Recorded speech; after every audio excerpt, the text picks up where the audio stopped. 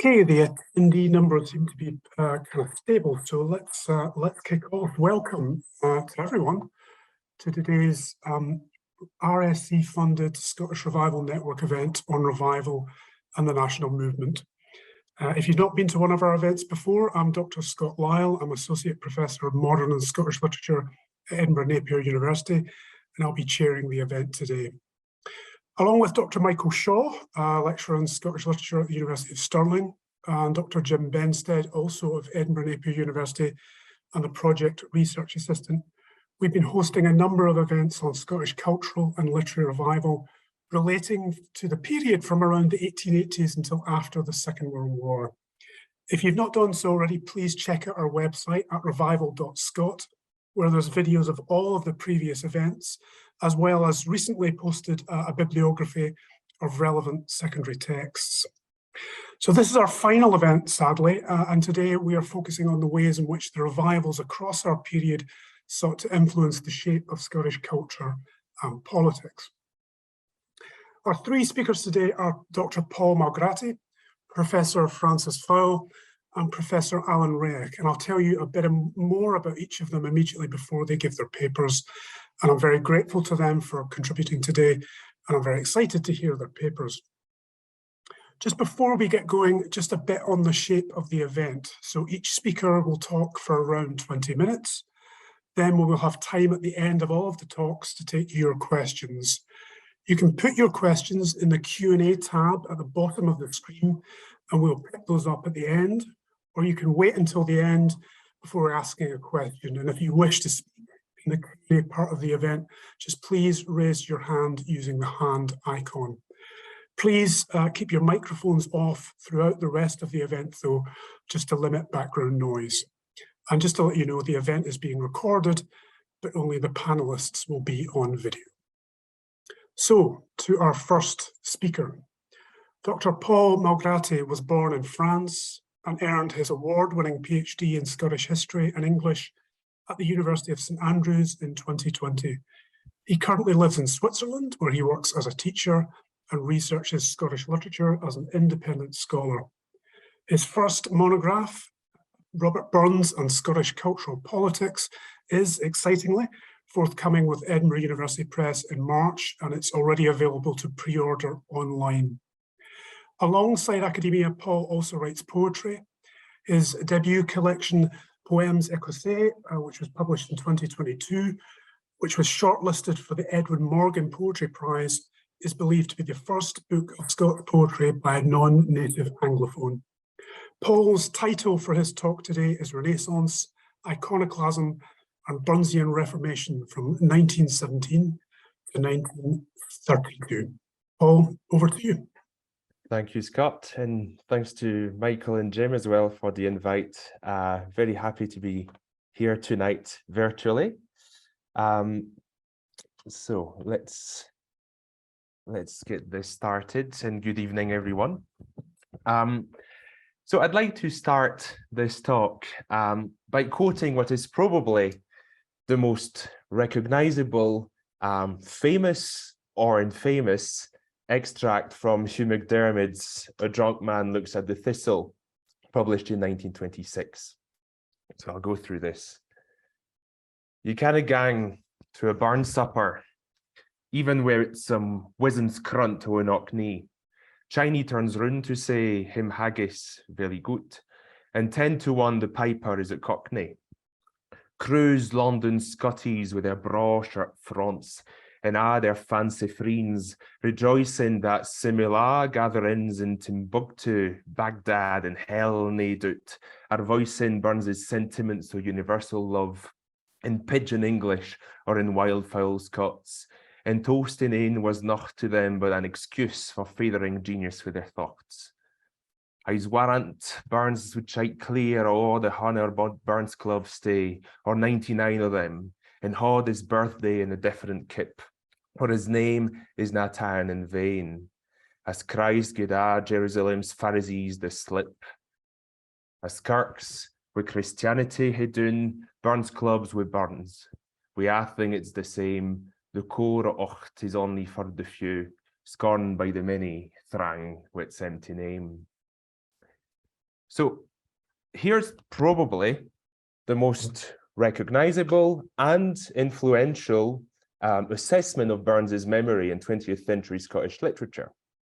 This odd mixture of elitism, Anglophobia, xenophobia, and anti-imperialism, defending Burns's revolutionary radical genius against the kirk of his Pharisee admirers.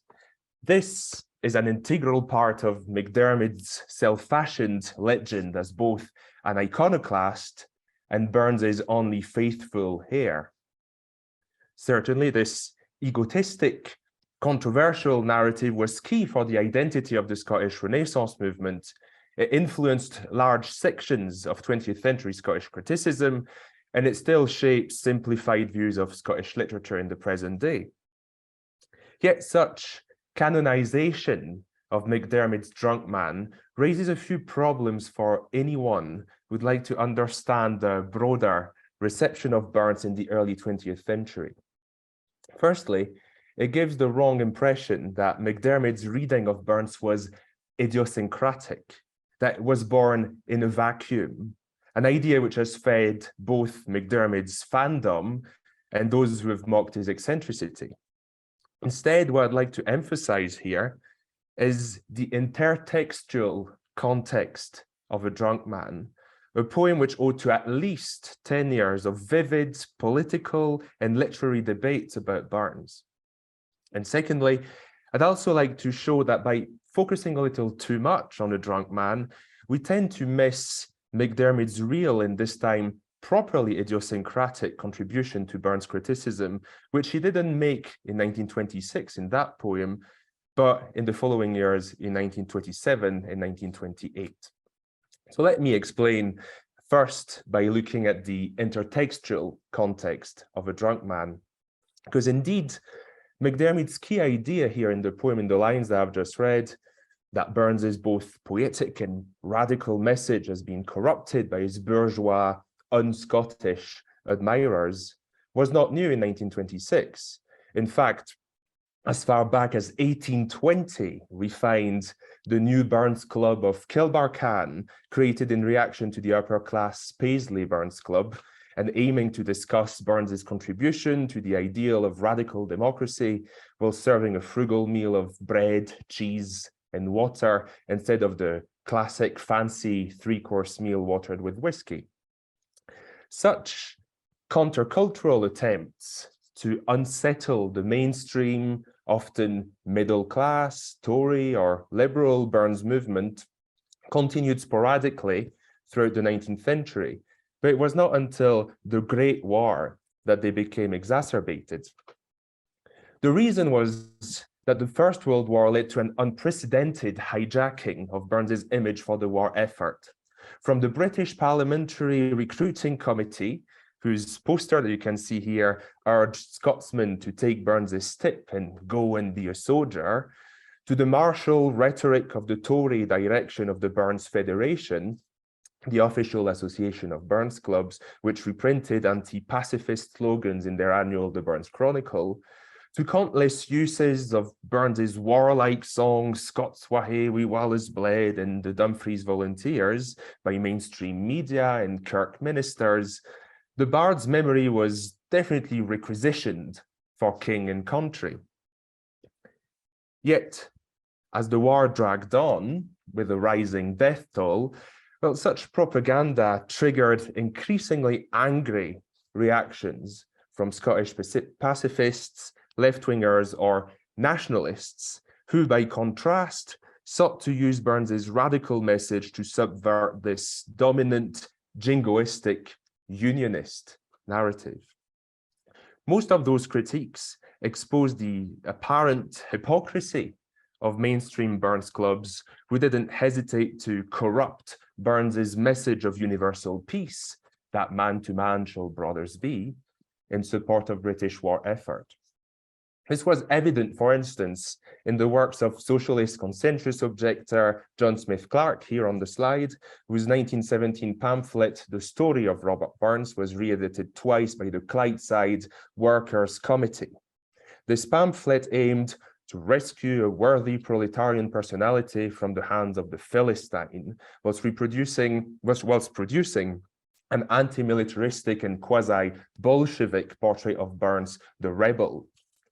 Likewise, in January 1922, the Journal of the Independent Labour Party Forward contrasted Burns's sans-culottian fervour with the bourgeois that fill themselves up with haggis and whiskey before going home to plot how they can reduce colliers' wages. On a more separatist, also xenophobic note, the Journal of the Scottish Home Rule Association Liberty, led by Gaelic activists William Gillies and Rory Erskine of Mar, read, "Unfortunately, part of Burns's influence seems to begin and end with the immortal memory, proposed amid the artificial atmosphere of irrational, adulatory excesses. But the real influence of Burns is to be found at work in the hearts of the common people of all lands. That he would have made pungent remarks about the Highlands being turned into a happy hunting ground for American pork kings, Cockney profiteers, and foreign kilties, we have no doubt. We are certain that he would have used his influence on behalf of the hardy sons of rustic toil in the Highlands, who for nearly a century have demanded land on which to rear their families in health and plenty." So no doubt that the provocative tone of such publications left their mark on the young Christopher Murray Grieve, who at the time was a keen member of both the ILP, the Independent Labour Party, and of the Scottish Home Rule Association. But before we return to McDermid, we also need to mention at least two important books of literary criticism whose line of argument, rather similar to the more militant kind of publications that I've just quoted, aimed to drive a wedge between what they saw as the authentic Burns and his corrupted bourgeois reception. The first of these is Edwin Muir's 1924 essay, Latitudes, which included a chapter on Burns, and perhaps the first of its kind to make a clean sweep and reject all previous scholarship about the poet, which Muir deemed as either too respectable or too sentimental. The problem with this middle-class, sentimental misreading of Burns, according to Muir, was that it used the poet's tedious, corny love songs to obscure the lusty themes of his best works, including Cornrigs, Tam Glen, or The Jolly Beggars. In other words, the prurient taste of bourgeois Burnsians was not only a bane on Scottish politics, but also on Scottish criticism, according to Muir. A similar argument could also be found in 1926 in an essay by William Power, a rather forgotten character today, nationalist writer, Protestant journalist, future co-founder and president of the SNP, and who, as you'll see, is rather important in the story that I'm trying to tell tonight. In Robert Burns and other essays and sketches, Power brings together the political and literary critique of the Burns movement. I quote, "The average Burns Club is solidly middle class in composition and sentiment, and the proposer of the immortal memory would be reasonably safe in combining his laudation of Burns with a denunciation of socialist doctrines. For nearly a century, the wrangling bench of poets, critics, ministers, doctors, judges, peers, MPs, bailies, journalists, scribes, and Pharisees, publicans, and sinners, and deadheads, and buddies, and axe grinders of all sorts have torn the bard's poor corpse to pieces afresh at every Burns supper." Against those ritualistic Pharisees who sucked the life out of Burns's works, Power's essay aimed to revitalize Burns' studies by broadening their scope and comparing the bard's poetry to the verses of Scottish medieval makers like William Dunbar and Robert Henryson, and to the themes of European poets, including Pierre de Ronsard, François Villon, and Heinrich Heine. For sure, Power's effort was not lost on McDermid, who was drafting A Drunk Man when Power's book came out. As a hopeful Burnsian, the young McDermid had tried in vain to sway the politics of the conservative Burns Federation in the early 1920s. Embittered by his failure, McDermott was to find inspiration in this mixture of political and literary criticism, which, from the journals Forward and Liberty to Muir and Power's essays, encouraged him to reject both the entire movement of Burns clubs and the previous Burns scholarship to recover instead the supposedly authentic, revolutionary, nationalist, and European poetry of Burns. In other words, the first 100 lines of A Drunk Man Looks at the Thistle can be read as a great, controversial synthesis of the post-war debate on Burns. If I return to the extract quoted in introduction, we can see that it combines, one, the xenophobia of liberty against foreign Highlandism, two, the socialist critique of the imperial bourgeoisie with their broad-shirt front and their posh southern pronunciation of simila, for instance, and three, the image of Burnsians as false followers, as Pharisees and sinful publicans, as already found in William Power's essay. So by rejecting the Burns movement in this way, the drunk man is then free to embrace a more positive approach to Burns, reviving his potential as a both national and international hero. This is seen later in the poem. For instance, when McDermott uses the rather quaint image of the hail-braid earth having turned a reed rose during the general strike of 1926. Or towards the end of the poem, in the long address to Dostoevsky, when McDermott describes himself and the Russian novelist as two gangrel buddies, a phrase found in Burns's Jolly Beggars, and which is a rather subtle way to reintegrate Burns into this sacrosanct, self-fashioned trilogy of literary heroism uniting McDermott, Burns, and Dostoevsky as a symbol of continental finesse. So if I try to recap here, by rejecting the Burns movement, whilst preserving Burns's radical poetics, McDermott's Drunk Man was not so much innovative as synthetic, bringing together more than 10 years of Burnsian discussions. Now, in the second part of this presentation, I'd like to move beyond A Drunk Man into the years 1927 and 1928 to find what was McDermott's truly novel and somewhat nihilistic take on Burns's legacy. The reason why McDermott departed from the balance of A Drunk Man, that balance between the rejection of the Burns cult on the one hand and the preservation of a radical Burns on the other hand, the reason why I think he departed, it's an interpretation, I think was both cultural and political. Culturally first, with the creation of Scottish Pen in 1927, an organization which was conceived quite clearly by McDermott and his followers as the modernist rival of the traditional Burns Federation, and which exacerbated the fight between Burnsians and revivalists. Maybe an aspect of Scottish Pen history, which is a bit forgotten today, but very present at the time. Then politically in 1928, with the creation of the National Party of Scotland, a fully separatist party which led McDermott to break affiliation with Labour after its failure to deliver Home Rule for Scotland in 1924 and 1927. So by breaking not just with the Burns Federation, which had already more or less been achieved in A Drunk Man anyway, but also by breaking with Labour, McDermott further departed from a vision of Burns that conflated his work with a limited, perhaps timorous approach to Scottish self-rule. In other words, maybe Burns was not the best figurehead anymore for McDermott's pro-independence project.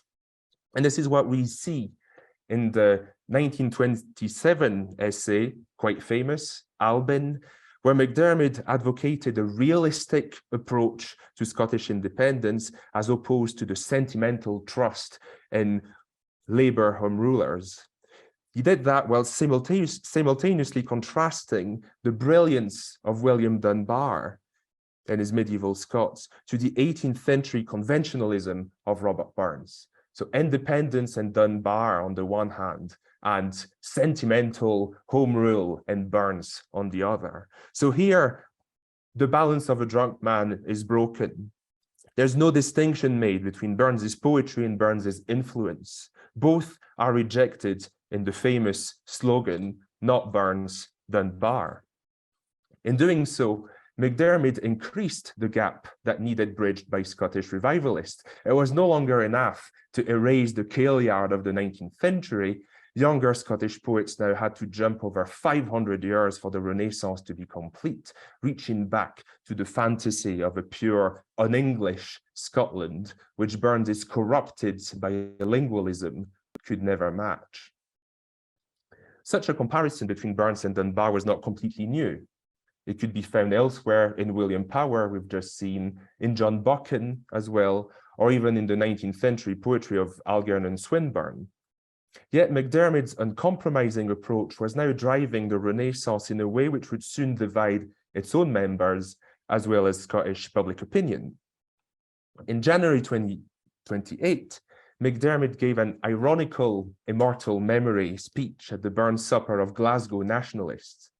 There, he stated that Burns had become a liability for his own nation and that we must forget him for at least 100 years to give it a chance of realizing the aims for which he wrought. This quote was reprinted in the Daily Record, where it created a huge furore with angry comments powering down from both Burns clubs and Labour politicians, including the ex-Prime Minister Ramsay MacDonald, who stated that Burns was too tenderly human and too sturdily manly ever to become remote from the living generations of Scotsmen. Yet, McDermid could also count on a few faithful followers. During the Daily Record furore, he was backed by the young Neil Gunn, who in the Scots magazine attacked the kinds of corrupted Anglo-Scots who toast Burns comically. McDermid also received support from William Power, whose Protestant journal, the Scots Observer, compared the modernist poet Christopher Murray Grieve to a heroic John Knox of literary criticism, excommunicated for breaching the Burnsian peace and liberating Scotland with a new wave of spiritual reformation. There would be a lot more to say, I think, on Power's Knoxian stance here, not least considering that hardline Protestantism had been the most consistent opponent of Burns and of his memory since Burns wrote Holy Willie's Prayer, for instance. So there is a kind of strange continuity here between 19th century angry Protestantism towards Burns and Scottish modernism, something that probably would need more research, but we can maybe also save that one for the discussion.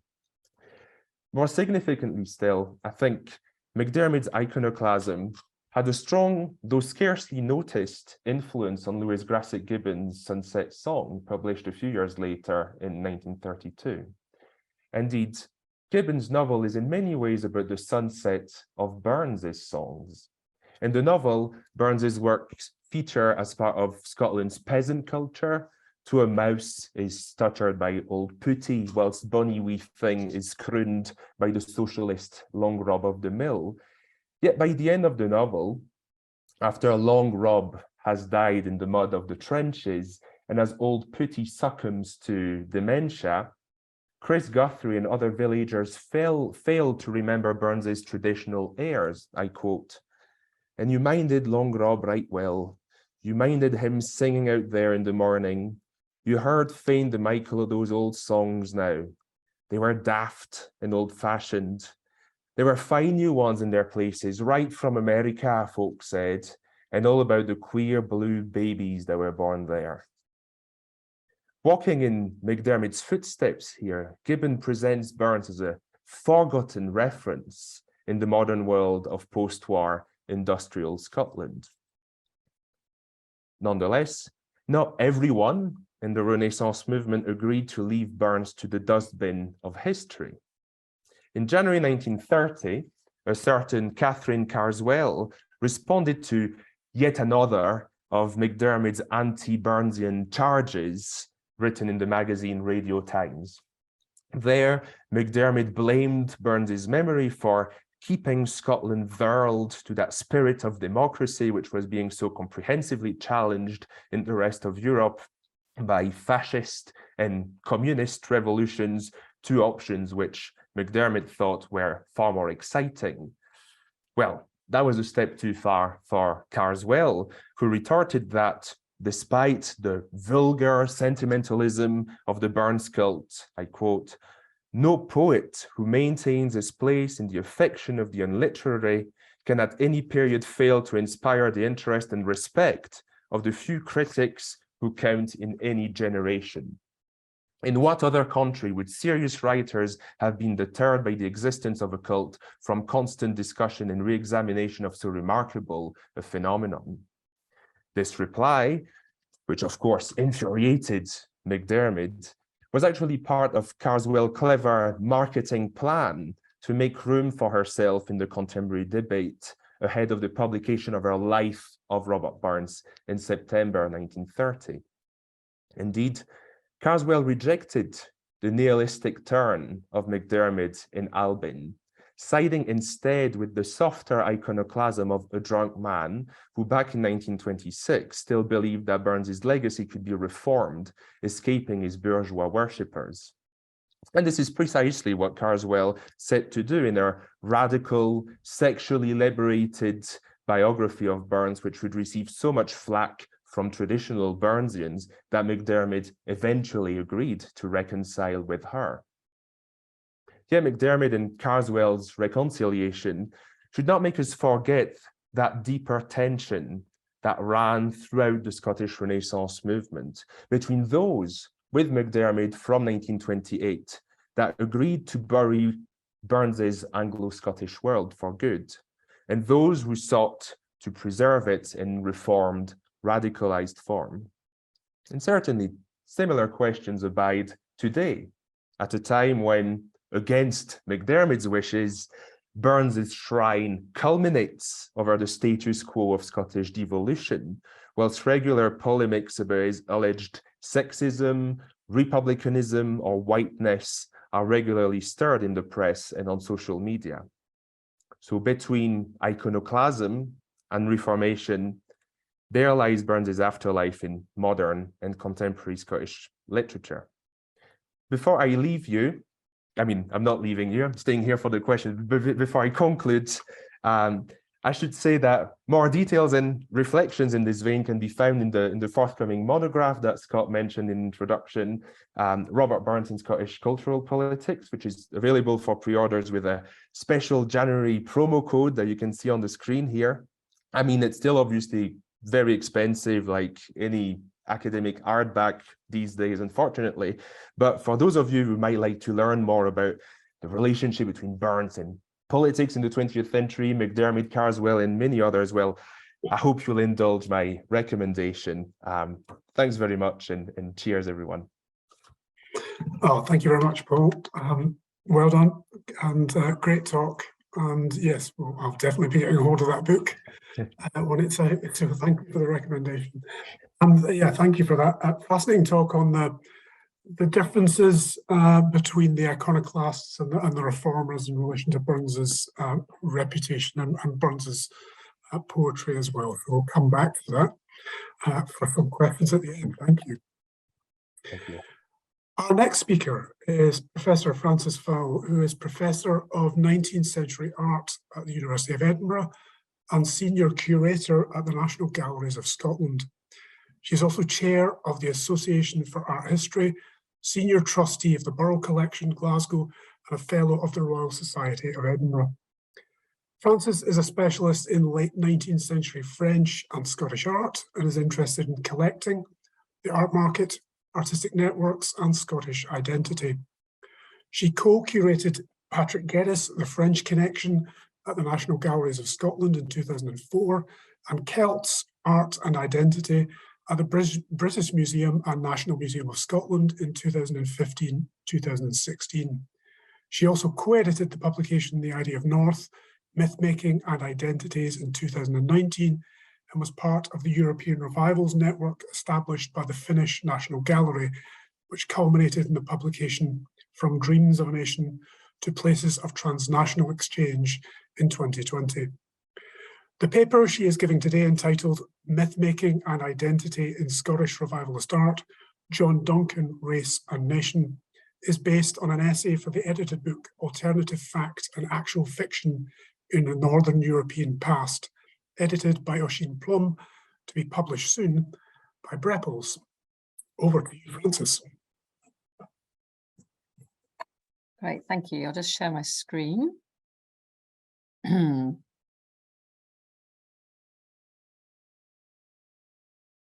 can you see that all right? Perfect, okay. Thanks very much. So this is a very different kind of paper from the first one, and looking much more at the kind of late 19th century context for various debates around race and identity. So for the purpose of the talk, I'm going to focus on John Duncan, but it's a talk of two halves as well. So the Scottish Celtic Revival, as you all know, took the form of a romantic reconstruction of the past. And in the artistic sphere, it represented an attempt to regain contact with the nation's primitive cultural roots, to emulate a bygone age, albeit viewed through a contemporary lens. It drew on the discoveries of archaeologists and antiquarians, and it was driven by a demand for authenticity, often underpinned by different ideological agendas. In Edinburgh, the revival was spearheaded by the biologist and utopian visionary Patrick Geddes that we've already heard about in previous talks. And it was he who voiced the principal beliefs of the movement through his publication, The Evergreen. The cover, which was designed by Charles Hodge Mackie, was emblazoned with a Celtic tree of life, and the journal included translations of Breton and Irish legends and the poetry and writings of Fiona MacLeod, the female alter ego of the publication's editor, William Sharp. Among the many contributors was the artist John Duncan, who produced some of the key images of the Scottish Celtic Revival. And it's my aim in this paper to create a context for a deeper understanding of Duncan's Celtic Revival works. Now, Duncan was art editor of the Evergreen, and the aims of the journal were blatantly propagandist from the outset, designed to promote Celticism as progressive, health-giving, regenerative, and anti-decadent. And as Robin Nicholson has argued, the journal was established in opposition to the decadent London-based Yellow Book, which included illustrations by Aubrey Beardsley. Everything about the design of the Evergreen was by contrast inspired by supposedly purer Northern and specifically Celtic sources. The first volume was illustrated with head and tail pieces that drew on Celtic designs inspired by insular manuscripts such as the Book of Kells. The opening essay or proem by W. MacDonald and J. Arthur Thompson demanded a return to the purity of nature, from urban to rural, from fever to fresh air. The principal aim, voiced by Geddes, was to promote cultural revival and social evolution, and the 4 editions of the journal included essays by biologists, theologians, and geographers, including the anarchist Élisée Reclus, as well as contributions by artists, poets, and folklorists. On the face of it, therefore, the Evergreen was a profoundly Celtic publication overseen by Sharp and Duncan, 2 ardent revivalists. And Duncan took a scholarly and even archaeological interest in Celtic art. However, I'd like to argue in this paper that Duncan's particular brand of Celticism was also underpinned by contemporary debates around race and national identity. Indeed, the idea of Celticism as representing a new and somehow purer form of cultural identity is strongly suggested in the Evergreen's introduction. This notion of the Celts as somehow untainted, better than their neighbours, finds its origin in texts such as Ernest Renan's Poésie des races celtiques, to which I'll return later. Geddes saw the benefits of creating a healthy, creative, and stimulating environment for the encouragement of a national cultural revival. However, he was also at pains to emphasize that the Celtic Renaissance, although on the surface motivated by a strongly nationalist agenda, shared in what he termed, quote, a wider cultural movement which knows neither nationality nor race. For Geddes, Scottish identity was embedded in a collective, multifaceted Celtic identity, and its roots were to be found, quote, in the wilder dreamlands of Galway and Cadair Idris, of Man and Arran and Galloway. Geddes may have avoided the term race, but he was influenced nonetheless by the sociological beliefs of the French writer Hippolyte Taine, and in particular by his notion that the work of art is a product of race, milieu, et moment. By race or race, Taine meant an inherited national disposition or temperament. By milieu, he was referencing the immediate physical and socio-political environment in which the work of art was created. And by moment, he suggested something along the lines of zeitgeist, and sometimes even the way in which past and present cultural traditions interact. And Geddes refers indirectly to Taine in his 1895 essay on the Celtic Renaissance when he writes, you can see it in bold here, all organic beginnings to survive and grow need fit time and even more than fortunate place. However, he's very careful to omit any reference to race. Now, before we're moving on to Duncan, I'd like to spend a few minutes looking more closely at this problematic term, race. For a concept of a Celtic race was hotly debated in the mid to late 19th century. The Celtic tribes were identified initially on the basis of different language use, indicated by the map on the right. The Irish and Scots spoke Gaelic or Gaelic. The second Celtic group spoke Brythonic or Cymric, and the rest of Britain was inhabited by the Anglo-Saxons. Of course, in the 7th century, as this map on the left demonstrates, Scotland, Wales, and England, as we know them, did not yet exist. Borders were eternally shifting, and the transition from a Roman-style administrative system to the Celtic kingdom was only gradual. Celtic identity was something constantly fluid and shifting. By contrast, 19th century, by the 19th century, the characterization of the Celts was much more polarized and thoroughly prejudiced. The Celts were treated as one race and were often compared, usually unfavorably, to their southern neighbors, the Teutons. Now, religious difference, as much as racial prejudice, complicated the issue and led British historians to cast the Celts in a dubious light. The Celtic, predominantly Catholic Highlands of Scotland were often contrasted unfavorably with the Teutonic Protestant lowlands. Antiquarians such as John Pinkerton went so far as to observe that, quote, Scotland was held back by its degenerate Celtic population, while in The Origin of Aryans, published in 1889, the Reverend Isaac Taylor asserted that the lowland Scot was intellectually superior to his northern neighbour, being more purely Teutonic than the English. Occasionally, the Celts were portrayed as instinctive and creative, but also as feckless, irrational, and ill-tempered, as opposed to the more rational and disciplined Teutons. In 1870, the Scottish historian John Hill Burton assessed that the Teutonic or Germanic races were more noble, rational, and in every way superior to their Celtic neighbours. In his 7-volume History of Scotland, Hill Burton described the Celts as a degenerate race, lazy and improvident, and associated with pagan rather than Christian practices. And since the fusion of the pagan and the Celtic is the theme of much of John Duncan's work, I would suggest that he deeply resented such views. In 1870, Thomas Huxley published several articles in Nature and the Pall Mall Gazette objecting to the narrow and bigoted attitudes towards the Celtic race that were then prevalent. As Huxley and others pointed out, such divisiveness was too simplistic and limiting, since parts of England and lowland Scotland, the so-called Teutonic areas, were colonized by Celtic tribes. In an article published in Nature, Huxley discussed the physical appearance of the British, which he divided into 2 types. Again, quite a narrow definition. He wrote as follows: the one type is tall, fair-complexioned, yellow or red-haired and blue-eyed. The other, short, dark-complexioned, black-haired and black-eyed.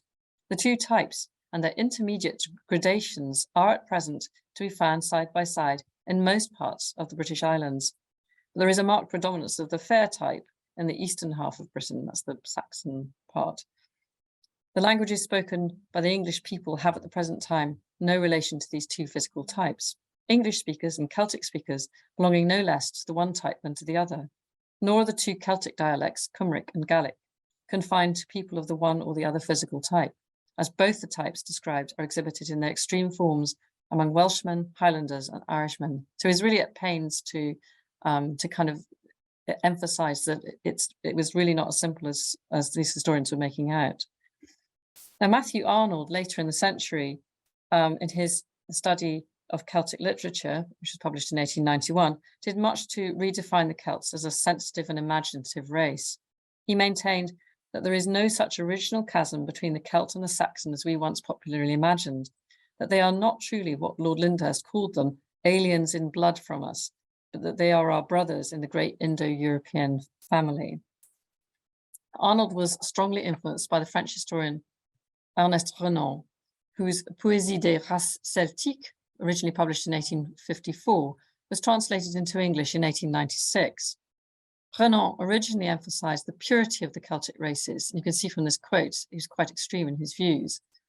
He stressed the inviolability of their national character, which was, quote, free from all alien admixture.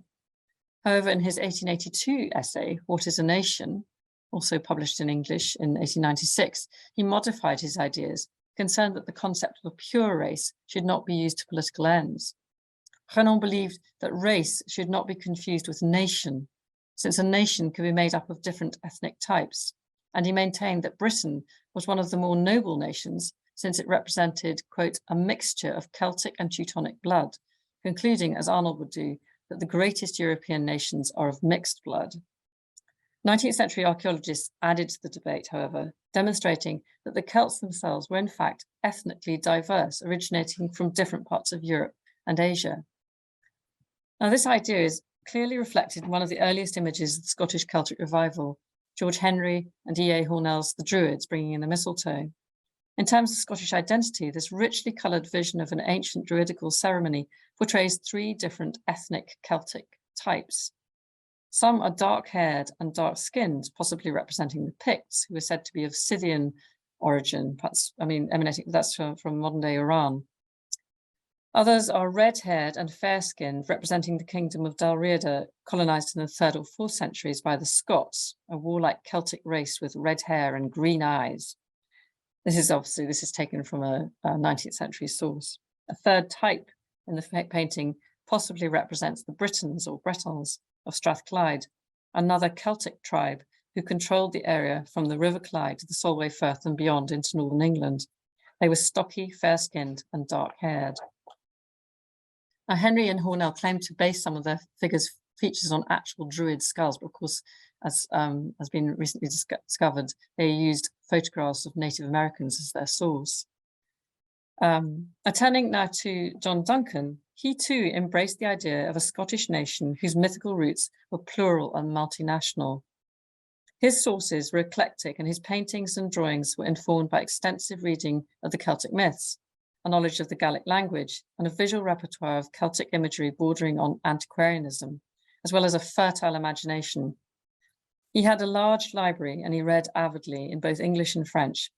His notebooks, which are now in the National Library of Scotland, list publications by Sir John Rhys, Henri d'Arbois de Jubainville, Théodore Herson, Vicomte de la Villemarque, Daniel O'Sullivan, Albert Lee, Charles Squire, and also he lists the Celtic Review, Celtia, and the Revue Celtique. So he read in both French and English fluently.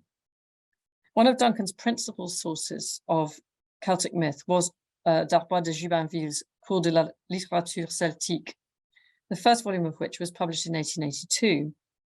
In this ambitious 12-volume publication, d'Arbois de Jubainville discusses the heroes of Celtic myth, beginning with Cuchulainn, Ulster's hero, who led the struggle against the rest of Ireland. De Jubainville dates Cuchulainn's exploits to around the time of Christ and emphasizes the factual basis for these tales, even though the retellings of Cuchulainn's exploits were, as the author himself admitted, and I'm quoting, largely creations emanating from the author's imaginations, and that in these cycles, it's often difficult to distinguish fact from fiction.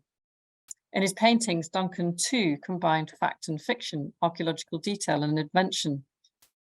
And among the first truly Celtic images that he produced were the series of murals commissioned by Geddes for the University Hall at Ramsey Lodge.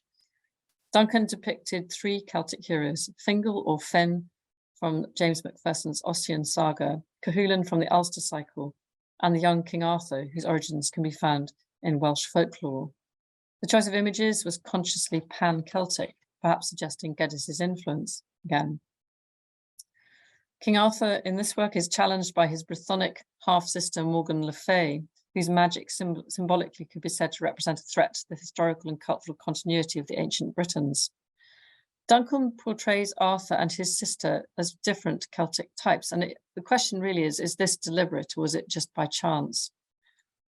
She appears as the stockier, dark-haired Briton, pale-skinned, and she's held very much in opposition to Arthur, who is slim and red-headed. In the next mural, the difference is made even more overt. This shows the Irish or Scottish Finn or Fingal in combat with Swaran, son of Starno, king of Lochlin, which was the equivalent of modern-day Norway. Finn is portrayed as red-haired and fair-skinned, a Celtic type again, whereas Starno is fair-haired and dark-skinned. So again, it's the difference, the ethnic difference between the two is made extremely overt. Now, Duncan drew on Ossian for this work, but also for Anima Celtica, one of his best-known works, which was published in the first edition of the Evergreen. And in this picture, the Celtic soul or imagination is visualized as a dark-haired, pale-skinned sorceress conjuring out images of heroes from Celtic mythology. The scenes in the top part of the picture exist in her imagination, or perhaps they've been summoned up through her psychic powers. The legends emerge from a curious incense burner, the smoke from which divides the various elements and then ends in a swirl of Celtic interlace. The images in this work address the themes of Renaissance and regeneration, a reflection of the Evergreen's aims. So we find the awakening of Cuchulainn, the birth of Ossian, and bottom left, the swine of the Tuatha De Danann who continually renew themselves. However, Duncan also produced a painted version, which in some ways is more interesting and more obviously concerned with the plurality or the complexity of Celtic identity. It depicts on the top left, Deirdre of the Sorrows, who was betrothed to the King of Ulster, but fell in love with a man from Erin, Ireland, with whom she fled to Scotland. And then we have Manan, the god of the sea, who gives his name to the Isle of Man. And on the right, the Irish children of Lear, who were transformed into swans during the pagan era and regained their human form 300 years later, once Christianity had been brought to Ireland. The complexity, the shifting nature of Celtic identity is also a theme of one of Duncan's greatest works, Tristan and Isolde. The painting, framed in gold interlace, was based on a Celtic legend, which tells the tale of a young Cornish or Breton prince, because it's told the same tale told in Brittany and in Cornwall, who travels to Ireland on behalf of his uncle, King Mark of Cornwall, to ask for the hand of Prince Isolde. During the return journey, the two drink a love potion that's been prepared by Isolde's mother for her daughter and King Mark.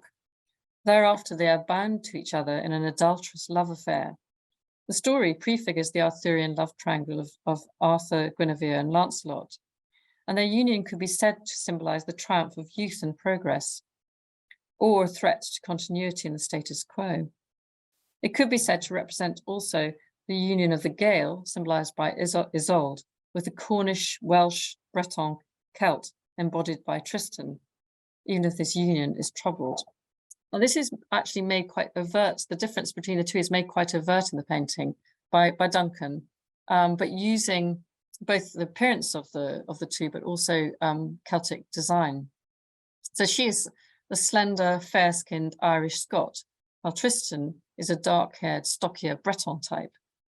Her gown has an iridescent quality reminiscent of medieval illuminated manuscripts, such as the Lindisfarne Gospels, for example.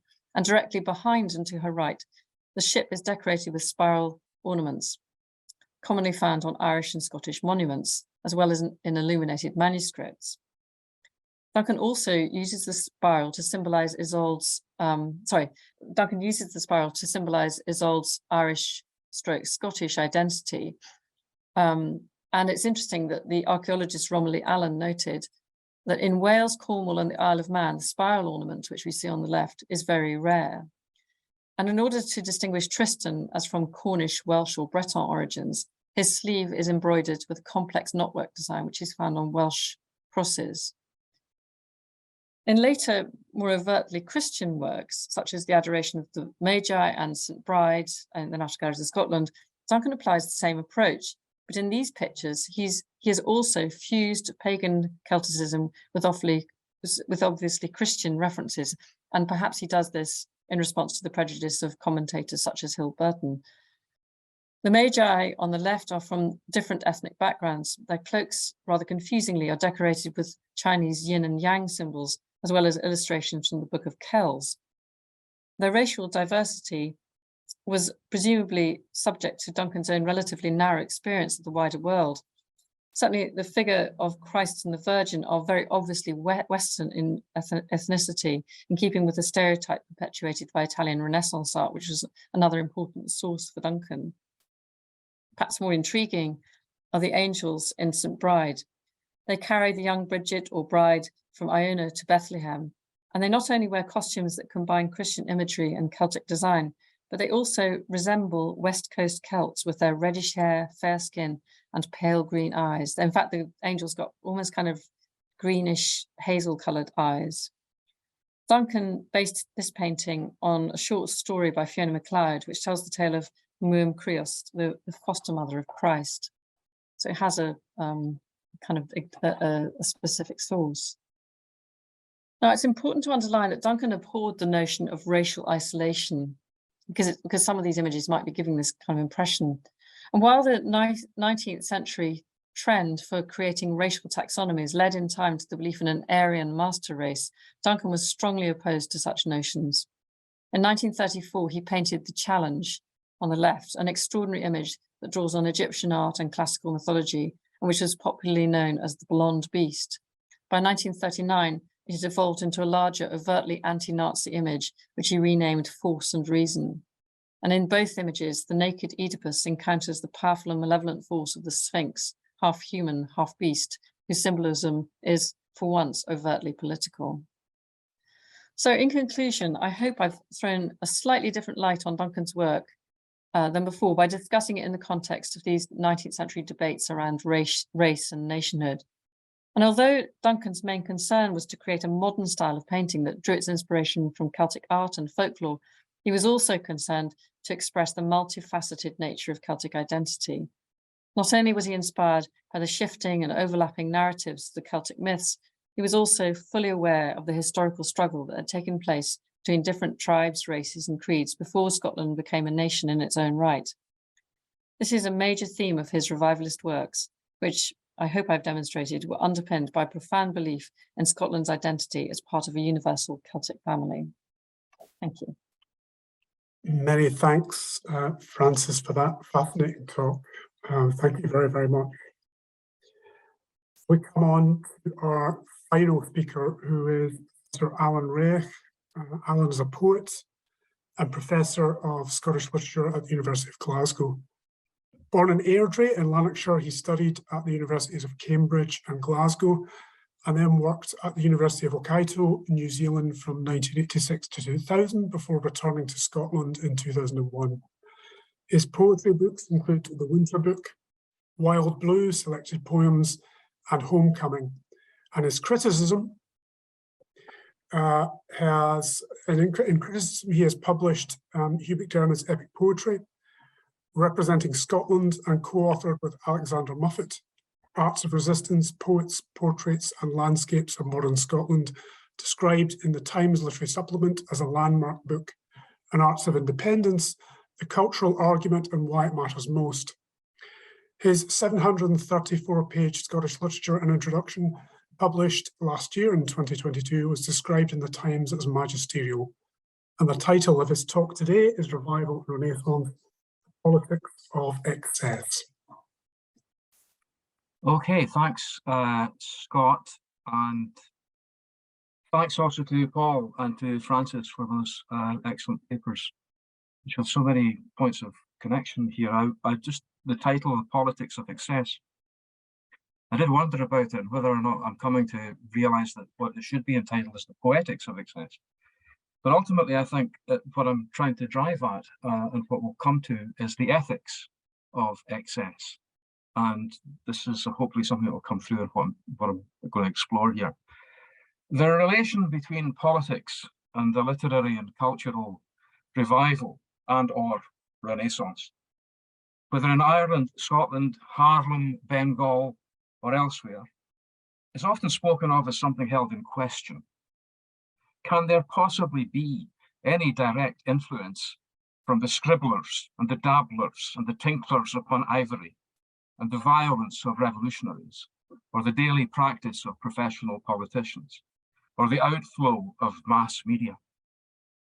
The answer to that depends upon whether the revolutionaries and politicians read, look at, or listen to works of art, and also whether the artists are educators, journalists, politicians, or take part in social revolution directly. And if they do, the influence is there, and if not, not. But of course, it goes deeper. And the question raises matters that are more pervasive and permeating than can be neatly summarized. Kenneth Buckley, in his book on MacDiarmid, says simply, the interrelationship between his work and the rise of Scottish nationalism, an altogether deeper matter than the recorded history of political parties, will always be beyond calculation. Maybe the most familiar writer who is central to this debate is W.B. Yeats, and the statues in 1938 asking, when Pearse summoned Cuchulainn to his side, what stalked through the post office, bringing the Easter Rising in Ireland into the realm of myth and Cuchulainn into that contemporary political confrontation. The violence that actually happened is neither endorsed nor condemned by the poem or by the later poem relating directly to Easter 1916.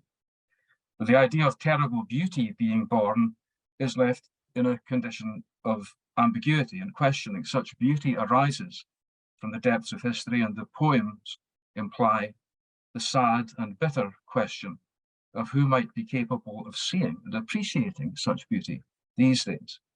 Who has such discrimination? In moments of revolutionary upheaval, certain writers are usually quick to grasp how important live dramatic performance can be. Their work frequently precedes and imagines what might follow. In the Dublin Post Office in 1916 at Easter, the post office itself was the most symbolic site for the exchange of information. And this had been preceded by the foundation of the Abbey Theatre in 1903, itself a development of the Irish literary theatre, which had been founded by Yeats, Lady Gregory, and others in 1899. The theatre wasn't built with the idea of prefiguring bloody revolution, opposing the British Empire, but in retrospect, questions arise. Much later, also in 1938, reflectively, Yeats asks himself rhetorically in the poem The Man in the Echo, whether the sentiments he expressed in his play Kathleen the Houlihan, first performed in 1902 in Dublin, inspired revolutionary action. Did that play of mine send out certain men the English shot? We might say, probably not. But can we be sure? Many of those the English shot were indeed highly literate, literary, culturally educated, cultivated people. But there's a flaw in the argument, a flaw in the question itself. Again, Kenneth Buckley makes the point succinctly with reference to MacDiarmid. Direct political purpose in literature is usually referred to as propaganda. In his poem, Poetry and Propaganda, MacDiarmid writes, in short, any utterance that is not pure propaganda is impure propaganda, for sure. Buckley comments, now it's arguable that all art is propaganda, but some specimens of this propaganda are better art than others. And there are further distinctions that have to be made. For example, it may be argued that Coleridge's Ancient Mariner is propaganda, but it is not propaganda on behalf of a society for the prevention of cruelty to albatrosses. Two things emerge from these considerations. One is the provenance of poetry, of literature, and the arts, and their relation to political actions, of which we've learned to refer to in the world of realpolitik, the world Edwin Morgan describes in his poem on John Maclean, where he acknowledges that if the goods get damaged in transit, you make do. You do. And don't be so naive about this world. But the other thing that emerges is a twofold context in which envelops the question of the relation between the cultural revival or renaissance of the political world. And that twofold context comprises one, education, and two, public discourse. By education here, I mean principally formal education through educational institutions. That's to say, education sanctioned, approved, and funded by governments. We're all familiar with the practice and ideals of lifelong learning, but I'm talking literally now about what the national curriculum is or is not, what children are taught in schools. And if I can share my screen now for a moment, I'll give you an image of what I'm talking about. So this is, it's worth reminding ourselves, front page of the Herald from January 2012, when it's now 11 years, only 11 years, since Scottish literature was embedded in the school's curriculum, to the extent that it is or has been. There was still resistance to it, there was plenty of resistance to it then. And the idea that in Scotland, in the schools in Scotland, the children in the schools in Scotland were not necessarily introduced to the literature of this country was redressed at that point to the extent that it was. But it's by no means a finished story. So by public discourse, and this extends from the world of education into the world of the newspapers, where we're looking at this image, I mean literally what people choose to talk about, to be concerned about, and what people care about, which inevitably means mass media. What's in the news? Where's there room to talk about anything else? There is no calculation, to use Kenneth Buckley's word, that could convincingly demonstrate this.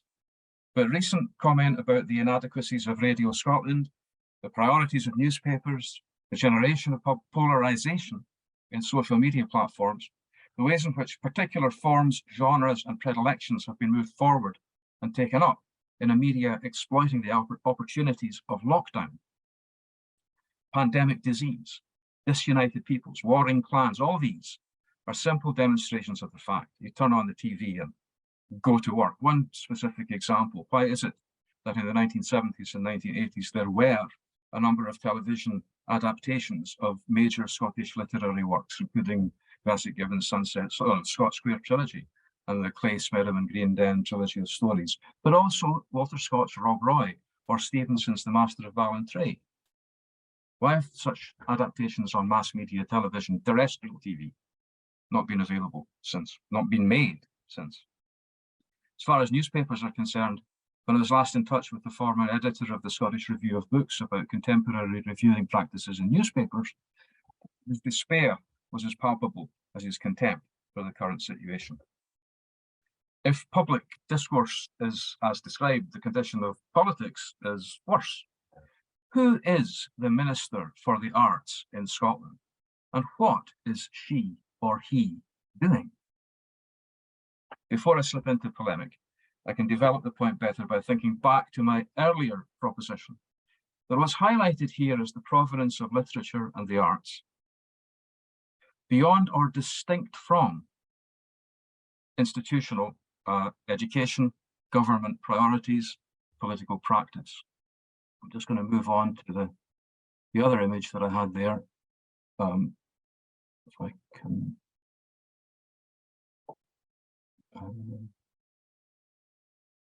Here. So again, this refers to the decision that what text will be on the school's curriculum. Ultimately, this is where I'm coming to the idea of the ethics of excess. And I want to make a connection here with the American poets Charles Olson and Edward Dorn. I'll come back to that. Maybe the opposition here is between measurement and excess, the control of movement and an overflow of possibilities.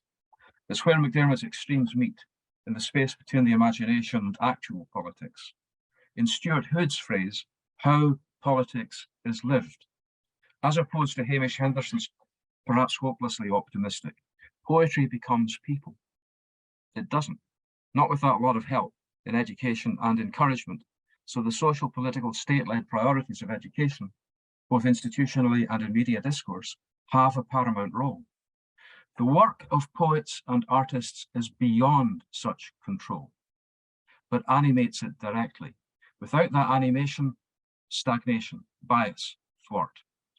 Thus, the revival in Ireland and the Renaissance in Scotland began with contested claims on priority. Priority is power. The poets claim the ultimate power of unfathomable precedent. The politics and poetics of excess, expressed by McDermott particularly in writing, are kept separate from the practicalities of the daily life of the man. except insofar as they kept him impoverished and cold for most of it.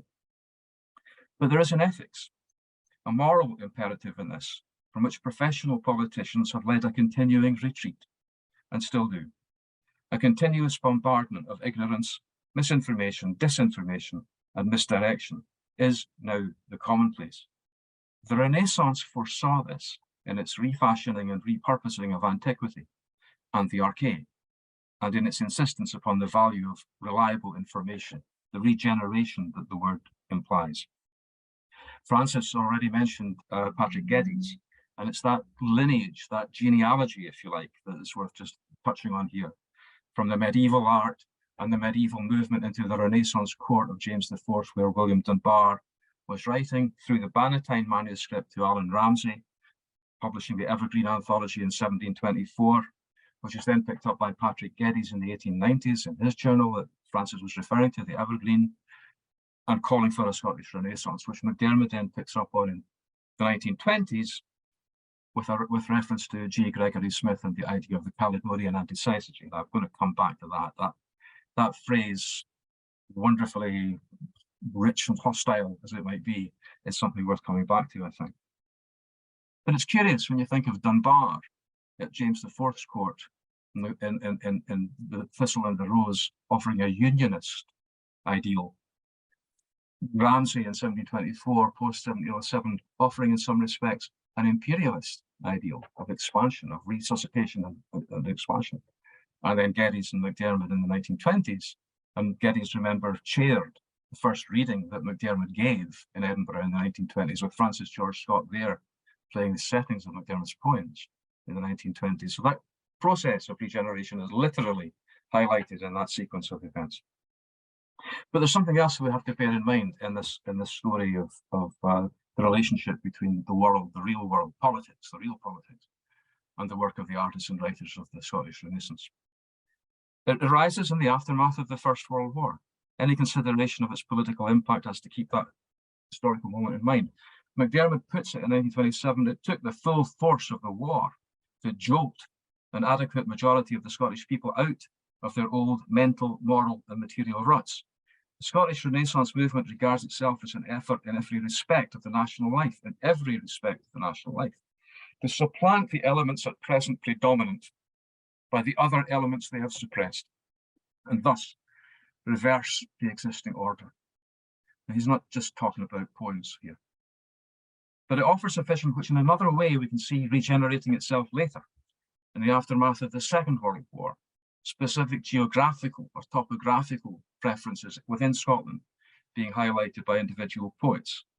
In the aftermath of the 1980s or 1970s and 80s, gender and sexual identity and the experience that those identities bring into poetry and literature predominating.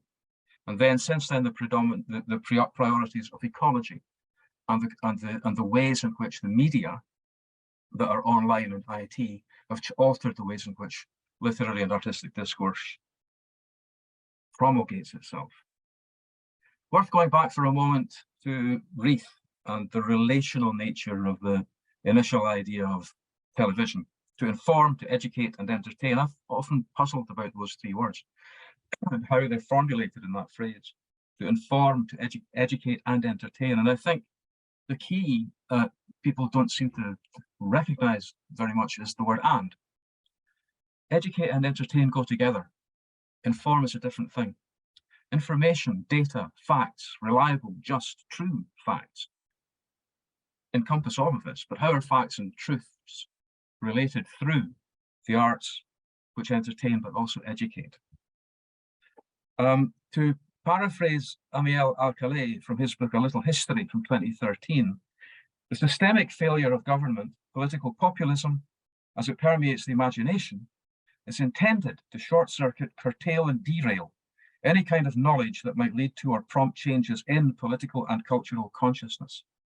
It erects restrictive forms of behavior. By this, works of art or aesthetic objects give opportunities for challenging encounters while the public learns little about why things are written and the vast tradition of which they are part. What we are now most in need of, he says, is the extra literary the poetics and polemics, letters and newspaper exchanges, biographies and gossip, and all the barnacles and detritus that go into stimulating a culture densely within its time and place. You could multiply examples referring to not only McDermott and Grassic Gibbon, but Neil Gunn, who's been mentioned already, but also Helen Adam, or John Duncan Ferguson, or William Johnston, F.G. Scott, or Eric Chisholm. By biographies, I think what Alkali means is not just perhaps the sensational biographies that are, or biography that's pretty much in the airwaves now, but the biography of McDermott, the new biography of McDermott that's being written by Alexander Linklater, new ways of humanizing these individual characters and not turning them into icons. So just one further example of the kind of opposition that we have here is this, which appeared in the Sunday Times this last Sunday. Let's fund the future, not the past. An article by Gabriella Bennett from the 15th of January. In other words, don't bother to try and find the finances to maintain the upkeep and keep watertight the cottage in which Hugh McDermott and his wife Valda lived from 1951 until their deaths. Don't bother with that. That's the past. Use the money that might be raised to fund young writers of whom we say we know nothing. Or we might polemically paraphrase, let's eradicate the past and embrace vacuity. Confronted with reaction and repudiation, we're thrown back to the terms of the whole symposium, everything, all the wonderful papers that I've been happy to listen into and take part in the conversations about in this entire symposium. The politics of revival and Renaissance. And just those two words, revival and Renaissance, to revivify and to regenerate. And this is where I want to go back for a moment, and I'll draw to an end shortly, but just for a moment to go back to the Caledonian antisyzygy and Francis's references to Dunbar and Paul's references to Dunbar. In Émile Malle's magisterial study of religious art in the 13th century France, the Gothic image, the opening sentence says, to the Middle Ages, art was didactic. And he means all the arts, from music through paintings and literature to architecture. And he reminds us that every engagement with the arts has didactic purpose. They have to be entertaining in Reith's formulation in order to teach. And they teach how life is multifaceted and ultimately uncontrollable, how the irrational imposes itself inexplicably upon the best ideals of rational humanity, which is one reason why the term Gothic was originally pejorative and opposed to the ethos of certainty and the assurance promulgated by classicism. I think this is one of the reasons why McDermott says, not Burns Dunbar or back to Dunbar. And also why the Caledonian antisyzygy, the phrase that he takes from Gregory Smith, if you look at it in its original source, it's referring to what Gregory Smith calls the propriety, the absolute propriety of a grinning gargoyle beside a saint in the sculpture and the architecture of a great cathedral. Putting these two things together, that opposition, that bringing together of these opposites, not the future, not the future at the expense of the past, but to understand the complexity of this. And the idea, of course, to answer Miss Gabriella Bennett is that if you don't fund past, there is no future. So we're just going to come towards an end with this idea that we can identify clearly, I think, if we have an understanding of revival and Renaissance, what these words mean, to recover this educative and political understanding, we should be able to see what the twofold ethos of the artistic production we've been talking about enacts or performs. First, to identify clearly where and when political actions, developments, and initiatives have taken place and might yet take form. And second, where and when and how mass media, public discourse can carry forward the work of the artists who create the revival and or the Renaissance. So far, so coherent, I think, a construction. But here's the last point, or the second to last point. If you subtract that insistence upon direct political purpose and public media and concentrate only on the arts, what's left? Quite a lot, I think. Guy Davenport, the American critic, says, I think we need a revolution here and now. I want us to be a free, happy, wise people. But how this is to be achieved, I do not know. I do know that the real revolution must be a ripeness evolution. What scares me is that for the past 50 years, we've been moving backward while we have dreamed or fooled ourselves that we're moving forward. Every one of our cities became more dangerous to live in. We all became a little more than consumers and taxpayers as far as our government is concerned. Rascality in government has become the norm rather than the exception. Wars have gotten longer, more demoralizing, more devastating, and irrational. Despite every attempt of satire to keep us sane, this is Davenport writing in the 1990s, I think, have put Dwight Eisenhower, Richard Nixon, Ronald Reagan, George Bush in the White House. Supply your own names. It's not so much that we betrayed ourselves in putting them there. We began doing that when the ink was still wet on the Declaration of Independence portent. But that we betrayed the critical sense, which satire exists to educate, that would have kept us from electing the wrongest people to the executive chair of the Republic. There are aspects that can be brought forward in the wee clip of McDermott on the TV program from 1977 that's going the rounds and it's available on YouTube, where he says he's out for independence as he was, but that's not a new idea. But the majority of the Scottish people don't want that. The majority of the Scottish people don't know any more than they've ever known what they want. In any case, they couldn't want what I stand for, because until quite recently, Scottish schools, colleges and universities has no courses in Scottish literature or the Scottish languages. They were entirely conditioned by English standards. We must have a fresh start, de novo. In other words, poetry, the work of all the arts, is a major fact of any society, but no less important politically is education.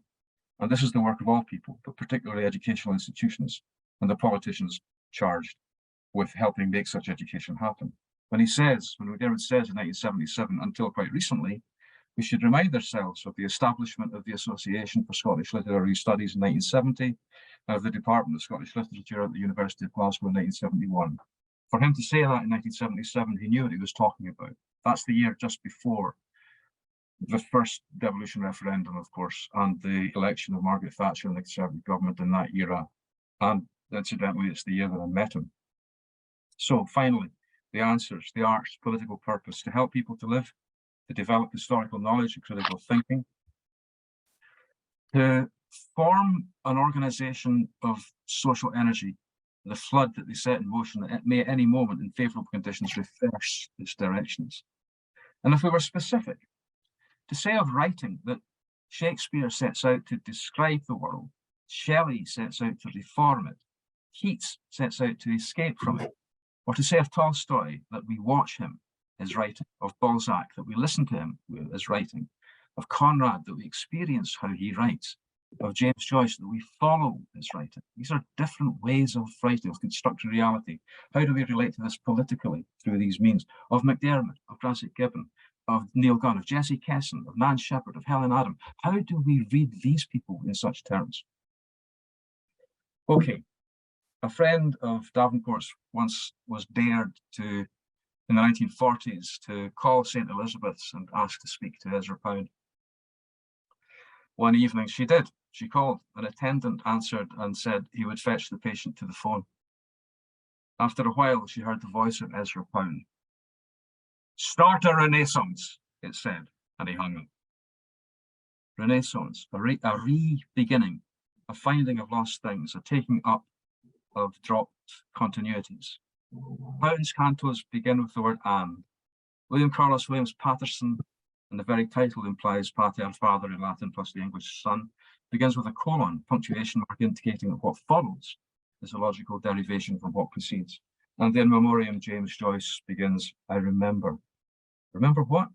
Remember how you laughed like hell when I read to you someone's notion that English would one day become the universal language. I'm going to end with a short poem, which I gained permission from the Charles Olson estate to make use of in this paraphrase of Olson's poem. So if we're talking about revival and Renaissance, here we go. McDermott's language. You can see McDermott's language advancing in directions of production which were probably never guessed at, and which symbols and allegories are evidences of, no more unusual than the substance needed for them to work. Aid and abetment to help recognition of forms weak in proportion to the size of the substance. That is, for a rose to fall, for the trees to blaze in autumn, for the missing, for the rivers to unsound their secrets and come down, it takes the earth, even in this sophisticated society. Thanks. Thank you very much, Alan, for that tour de force, really in many ways intellectually, but also kind of provocation as to what Renaissance really might mean in kind of wider terms. So we've got some time for audience questions now, so please put your questions in the Q&A or raise your hand and we can bring you in to ask a question. There's only one comment in the Q&A at the moment, which is from Murdo MacDonald. Says, great paper from Paul. It's interesting to note that one of McDermott's close friends was George Davey, author of The Democratic Intellect, and Davey devotes a chapter of that book to the vernacular basis of Scottish humanism, and Burns plays a key part. Davey is also the subject of one of the chapters of McDermott's later kind of autobiography, The Company I've Kept. While we're just kind of waiting for anyone to kind of ask any questions that they may have, I'll probably start by asking a question of my own, probably to Paul first, if that's okay. Paul, thank you very much for your wonderful and fascinating paper. The answer to my question I'm going to put might be in your book, but do you get a sense of, from the responses to Burns through the Scottish Renaissance, what that effect had, if any, on Burns's popular reputation? I suppose Alan's talking really in many ways about some of the differences between the popular and the kind of truly educational. What did the Renaissance do, if anything, to how we view Burns in a kind of popular sense now, perhaps? Mm-hmm. Yeah, thanks, Scott. Yeah, that's a hard question to really answer, because I don't know, we would have needed polls at the time of, you know, McDermott's declarations of Burns needing to be forgotten for 100 years and see if Scottish people were on board. What's quite clear though is that even within the National Party of Scotland, which McDermott co-founded, and despite McDermott's declarations, there was just, I mean, if you read the Scots Independent newspaper, which was the newspaper of that party, every Burns night, they are still engaging with Burns. There is that understanding, I think, if we look really more on the party political approach, which we might see with a lot of carefulness as a sort of channel to Scottish public opinion at the time in the 20s and 30s. There's clearly no party that doesn't keep mentioning Burns, even the more radical avant-garde kind of parties like the National Party of Scotland. There are articles from Lewis Spence, for instance, in the 1930s. Just at the same time, Lewis Grassic Gibbon is saying that Burns has been forgotten. You have the Communist Party and the National Party of Scotland that definitely still engage with Burns. And I think this is one of the lines of division, perhaps, that run throughout the book. In fact, if we really look at the 20th century, is how following McDermott, and despite Carswell and despite James Barke, amongst others, who kept engaging with Burns in the 1930s and 50s, there was, at least until the 1980s, a clear separation, two opposite directions for Scottish literature and writers on the one hand, who for the most part stopped engaging with Burns. McDermott really set the tone for the majority of Scottish writing until, for an interesting mixture of also cultural and political reasons, I think Burns came back during the 1980s and 90s as a figurehead of devolution, perhaps, rather than independence. And Scottish political parties which just understood that in the context of Scotland, if you want to engage the public, you need to talk about the national hero and the national bard. That never really stopped to be important. Perhaps there was a lull at the height of McDermott's fame in the 1970s. Perhaps this is when Burns was the least present. If you look at the referendum of 1979, Burns he's there obviously from time to time, but nothing like 1999, when obviously this is Burns and not McDermott that represented the 1990s devolution. So lots of crossovers between politics and culture, but definitely a line of separation between the literati from McDermott onward and until the death of McDermott, and Scottish political parties that just carried on business as usual, more or less. Thank you, Paul. No, I really look forward to reading your book, because it's clearly kind of tracing a cultural and intellectual political trajectory across the reception of Burns. So thank you very much. Thanks, Scott. Michael, do you want to kind of come in at this point?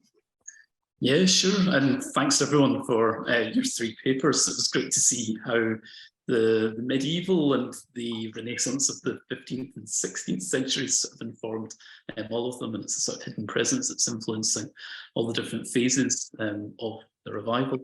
Yeah, I've got a question for Francis. I'm really struck by the way you were delineating the sort of influence of race theory on John Duncan. And I was wondering, do you think there's a particular theorist that he's inspired by at this time, or do you think he's kind of doing his own Celtic revival-esque synthesis of different viewpoints at that time?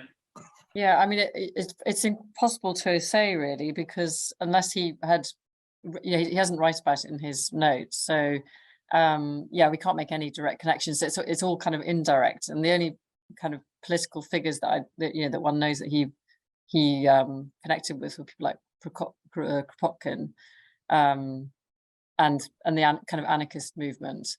So yeah, there's no evidence at all that he was reading this kind of thing. It's just what was going on at the time. And I suppose I'm interested in the fact that I mean, actually, funnily enough, the Druids picture it was the first thing that kind of alerted me to this, because the Henry and Hornell painting, because it is made so overt, the idea of them coming from these different racial origins, that I then began to look at Duncan's work in a different light, and then you can understand he's using mainly Celtic sources, so Celtic design, to make these differences, but then he is also producing these different physical types as well, and obviously he read a lot of Celtic literature, but he must have then also been aware of the history, and it's just a question of how much he engaged with the kind of political debate and the race theory. So I'm sorry, it's not really answering your question. And I'm also want to apologize to people, because I gather that the slides were frozen, which was not obvious to me at all, because it was anyway, I gather it will be. I apologize, Francis. I should have made you aware of that, but I didn't want to interrupt past a certain point. What we'll do is, if you can send me the slides by email, we'll put them on the website, if that's okay with you, so people can view them along with the video later. Okay, thank you. It didn't undermine the power of the talk, though, which was thank you for that. We've probably got just one last question to Alan, if that's okay. If I sort of understood your talk, Alan, I suppose you were trying to think about, as you said at the end, the politics of revival and Renaissance in a broader sense. I suppose the politics of revival and Renaissance in Scotland and our literary and cultural studies might be understood as national or nationalistic in certain ways. And I think you were trying to argue, in a sense, that they have a kind of greater reach than that, and perhaps even a different aim than that. Your talk was a kind of provocation in many ways in relation to the nature of our kind of mediated society. This is probably also an unfair question to ask, as my question to Paul was slightly unfair as well. How much do you think then the Renaissance, the revival, the Celtic revival, the Scottish Renaissance succeeded or failed in relation to some of the things that you're pointing out about the kind of shortfalls of the society as you see it? Or to sum it up, it was the idea that we're looking back now as scholars and as literary historians or cultural historians doing what we do, and all this is absolutely necessary. But of course, if you do that, then you're looking at if you think of it in terms of strata, if you think about government and you're thinking about funding for education, and you're thinking about the mass media and the newspapers and the public discourse, these are all, as it were, external to whatever comes out of the work of the artist or the work of the imagination of the creative writer or whatever. So there's a need to do two things at the same time. One is to recognize the Renaissance writers and artists and so on as not only participating directly in the production of journalism and political discourse, as McDermott did preeminently, but also to be as internally wild as they have to be to create the works of art. So that means there's a disjunction. On the one hand, there's a participation that is social, but there's also something that's isolating and alienating from the social discourse, and that's the priority, the provenance of art. So I guess what I'm kind of fumbling towards, and what I'm trying to say, is that within this, you know, beyond the historical data and the historical knowledge that we need, and beyond the critical thinking applied to particular things and works, there's a sense of, well, what I was coming to at the beginning there was the title, the idea of the ethics of excess, the morality that works here. And in a way, if you take, you know, McDermott's extremes and the horrible things that he sometimes says in the poetry, let alone in his personal letters and elsewhere, and combined with the character of the placidity, you know, placid as an undisturbed volcano, that placidity of the individual when people met him in his later years, there is a sense that the wildness that's intrinsic to the work of art, has to be distanced from that social engagement. So yeah, it's a double focus, it's a double recognition, and I think that's ultimately what I'm trying to get at, because the ethics of it, the morality of it, is to maintain that, is not to be corrupted by compromise, nor by vanity, nor by exclusively claiming it all to be one's own property. So the engagement happens, but it happens in more than one way and at more than one level. I'm sorry if that's another kind of fumbled answer, but I'm trying to express what I'm trying to get at. Yeah, you know. No, thank you, Aaron. It's kind of reaching towards a slightly different idea and a kind of very generous idea, I think, of the idea of revival and Renaissance. So thank you for it. Sadly, we've run out of time. I want to thank Alan and Paul and Francis for their excellent papers. And I want to thank all of the contributors to the Scottish Revival Network since we started this network a couple of years ago now. I think it's been great. I've hugely enjoyed it. You know, there's more to come from us, hopefully, in terms of kind of publication reaching forward, but that's the last event that we'll do. So thank you to all of you who have come along to all of our events, and I hope you've gained as much from it as we have, and a thanks from me also to Michael and Jim for their support throughout this, and a thanks also to the Royal Society of Edinburgh for funding this for this network. So we'll say cheerio, but do please kind of watch our Twitter account for further news of what might happen next, and have a look at our website as well in terms of the resources that are up there, because there's a lot to see if you haven't been able to come to all of the talks. Thanks for now, and cheerio.